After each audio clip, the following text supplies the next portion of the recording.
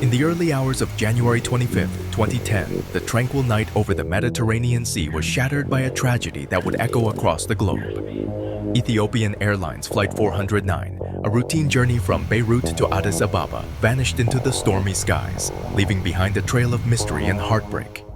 Join us as we delve into the chilling details of that fateful flight, unraveling the chain of events that led to the catastrophic crash, the desperate search and rescue efforts, and the haunting questions that still linger. This is a story of human error, fierce weather, and the enduring quest for answers. Buckle up for a gripping,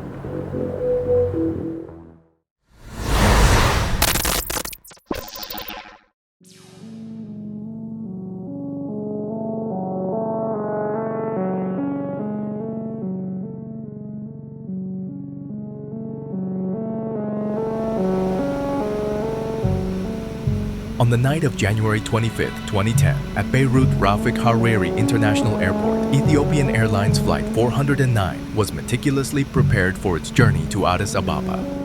The Boeing 737-8 AS underwent routine checks, and the crew, seasoned and vigilant, readied themselves for the late-night departure. Passengers boarded amid a backdrop of stormy weather, with lightning illuminating the skies and heavy rain pelting the tarmac.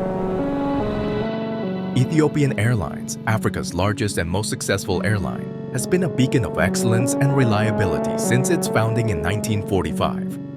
Headquartered in Addis Ababa, it operates a modern fleet that spans an extensive network of international and domestic destinations. Renowned for its commitment to safety, innovation, and customer service, Ethiopian Airlines plays a pivotal role in connecting Africa to the world. Its hub at Bole International Airport is a bustling gateway that reflects the airline's reputation as a leader in the aviation industry. Beirut Rafik Hariri International Airport, Lebanon's primary aviation hub, serves as a vital gateway connecting the Middle East to the world. Located just 9 kilometers from downtown Beirut, this bustling airport is named in honor of the late Prime Minister Rafik Hariri.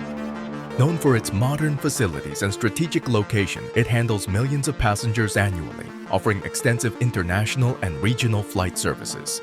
The airport stands as a symbol of Lebanon's resilience and global connectivity, playing a crucial role in the country's economic and cultural exchanges.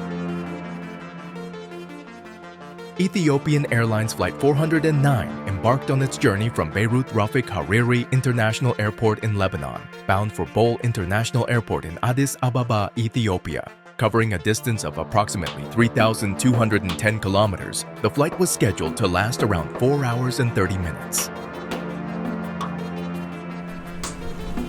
The aircraft involved in the incident was a Boeing 737-8 AS, registered as ET-A&B, with serial number 29935.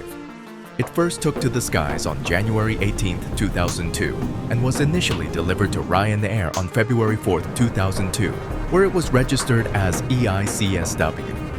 After being stored in April 2009, Ethiopian Airlines acquired the aircraft on September 12, 2009, through a lease from CIT Group. Equipped with twin CFM56-7 B-26 engines, the aircraft underwent its most recent maintenance checks on December 25, 2009, with no technical issues reported. At the time of the ill-fated flight, the aircraft was 8 years and 7 days old.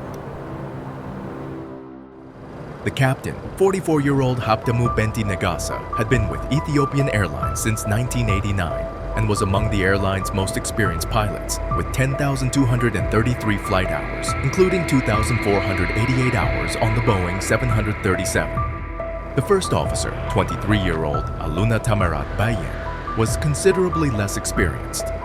Having joined Ethiopian Airlines only a year prior, he had accumulated 673 flight hours, 350 of which were on the Boeing 737. Onboard Ethiopian Airlines Flight 409 were 90 occupants, 82 passengers, and 8 crew members. The passengers comprised a diverse mix of nationalities, reflecting the international nature of the flight.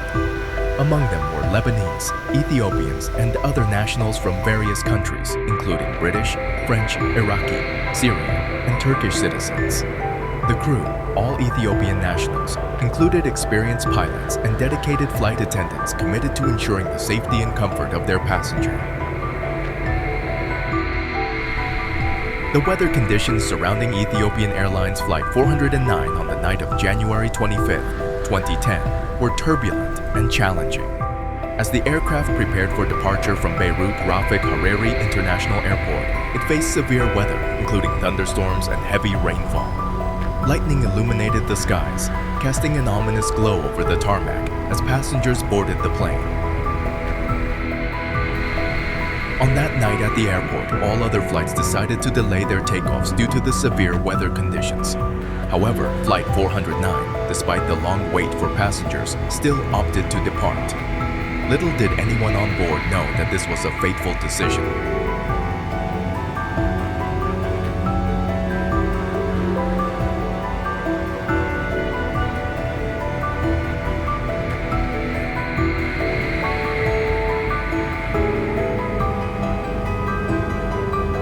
The captain responded to ATC and said that they were still able to take off normally. ATC cleared ET-409 for takeoff. The flight officially received permission to depart Beirut Rafik Hariri International Airport and took off into the sky at 2:36 local time, UTC +2/EET. However, despite granting clearance, ATC remained extremely concerned about the weather conditions at the time. Immediately after takeoff, the aircraft encountered severe turbulence and was thrown about violently by strong gusts of wind. Extreme weather forced the captain to maintain manual control to deal with the storm. According to the flight plan, after taking off from runway 21, the aircraft was to make a right turn towards heading 270 to continue its journey. ATC instructed the aircraft to make a right turn following the route into the Mediterranean Sea, while also reminding them of the extremely bad weather conditions there, especially the risk of tornadoes. According to METAR data, the wind speeds were recorded at 8 knots, 15 kilometers per h, 9 miles per hour, with directional variability. Additionally, there were reports of thunderstorms in the vicinity of the airport. The captain began to make the planned right turn, but the aircraft was difficult to control in this weather. A few signs of trouble began to emerge. For a Boeing 737, the maximum bank angle of the fuselage is 45 degrees. Exceeding this bank angle puts the aircraft at risk, as it could stall and be unable to regain altitude.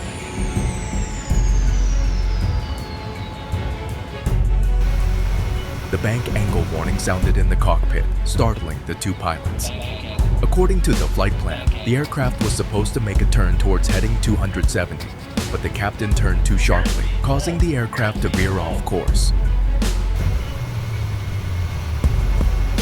The unusual developments on Flight ET-409 were closely monitored by air traffic control, ATC, at the airport, as ET-409 was the only aircraft that dared to take off at that time. ATC instructed ET-409 to make an immediate turn back to heading 270. ET-409 acknowledged the request and proceeded to maneuver the aircraft back to heading 270. Despite this, the strong winds made it very difficult to change course. The captain used all his strength to pull the control yoke to the left to bring the aircraft back to heading 270 as per the original flight plan. The bank angle warning sounded again urgently. The aircraft was in an extremely dangerous situation. The combination of the steep bank angle and strong winds caused the aircraft's speed to drop dramatically. The computer sounded dangerous speed warnings, making the pilots realize they were in a life or death moment. Just seconds after the warning, the aircraft officially entered a stall state amidst the raging thunderstorm. ET-409 began its descent towards the Mediterranean Sea. The two pilots fought valiantly to pull the aircraft up. Gradually, the aircraft began to regain altitude. However, the aircraft's reprieve was short-lived as the stall warning sounded once again due to the excessive nose-up attitude. The raging storm had now taken control of the aircraft. The aircraft plummeted once more towards the Mediterranean Sea at a terrifying speed.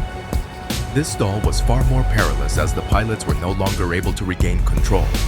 The aircraft hurtled towards the Mediterranean Sea at a speed of up to 700 kilometers per hour, triggering overspeed warnings and terrain collision alerts.